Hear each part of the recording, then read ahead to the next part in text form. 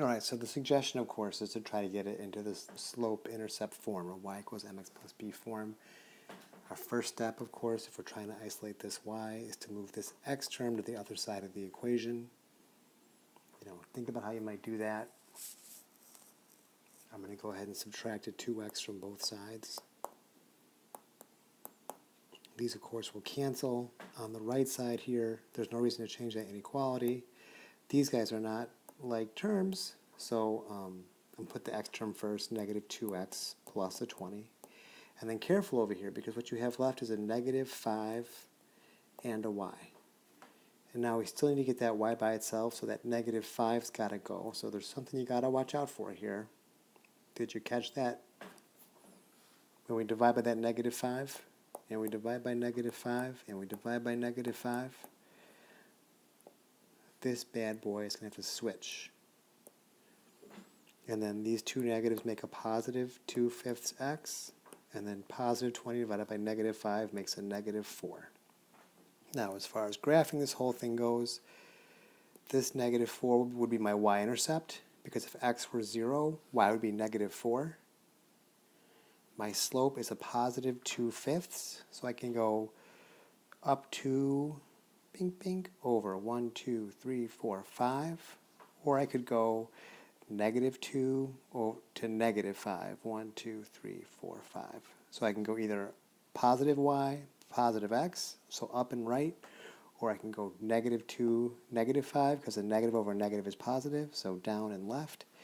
But I get these 3 points. Let me get all this stuff out of the way. Because it's less than or equal to, I'm going to draw a solid line through these points. So the Alex tools, you could just graph 2 of the points and then use the Alex tool to graph it. And then we have to decide which way to shade. And we did have to flip that inequality because we divided by that negative 5. We had to flip that because we had to divide by that. So which way is y less than? If you think about this y-axis, it's less than as we go down. So as we go below the line. So you do want to tell Alex to shade all of this stuff. By the way, I should mention there's always a fun way to check your work. If you know for sure that you graphed the line correctly, right, and you're wondering if you shaded the right way, then one thing you can definitely do is pick any point from this region that you just shaded in. So maybe I'll pick the point like this point here corresponds to 6, negative 4. If I take x equal to 6 and I take y equal to negative 4 back into the original problem, so I take 2 times 6 minus 5 times negative 4, the result should be bigger than or equal to 20.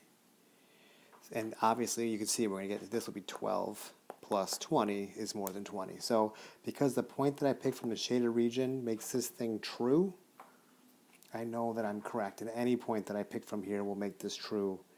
And likewise, any point that I pick from up here, these would make it false.